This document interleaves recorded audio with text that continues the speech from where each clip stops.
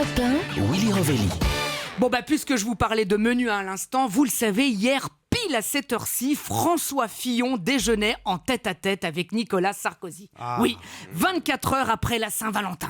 Alors déjà, son programme date des années 80 et en plus, il mange avec son ex le lendemain de la fête des amoureux. Franchement, ce Fillon, il a toujours un train de retard. Alors, je l'ai sous les yeux, le menu. Oui. Apparemment, le Fillon a pris 2 avocats en entrée.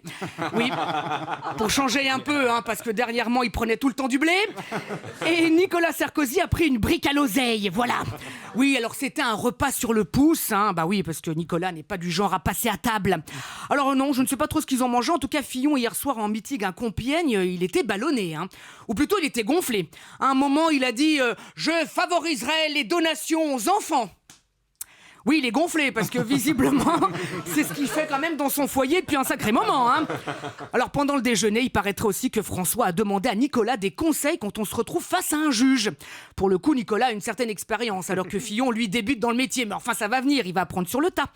À mon avis, il devrait donner quand même des cours de garde à vue à l'ENA. Visiblement, ça serait très utile.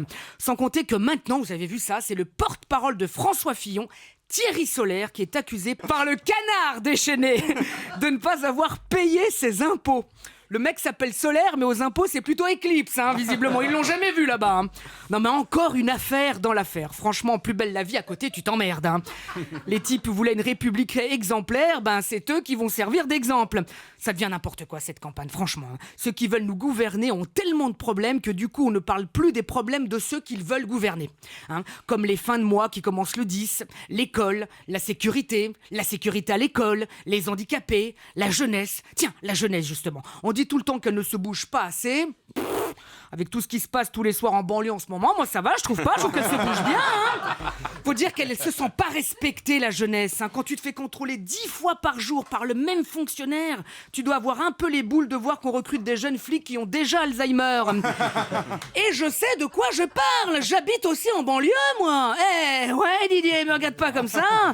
Enfin, j'habite dans la banlieue du 8e arrondissement, dans le 16e. Je suis une caïra du 1-6, moi. Moi aussi, je fais souvent des manifs. Je balance des macarons contre les vitrines. Ça ne peut plus la durer. Bon. Attends. Moi aussi, l'autre soir, je me suis fait contrôler par la police. Oui, si, ils n'avaient pas vu que j'étais blanc.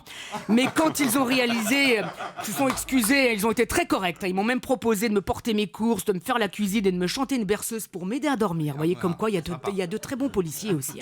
Non, cette campagne est de plus en plus folle. Je sais pas où ça va s'arrêter. Ah si, le 7 mai, à 20h. Vivement. Europe 1, midi 30, Willy Revelli.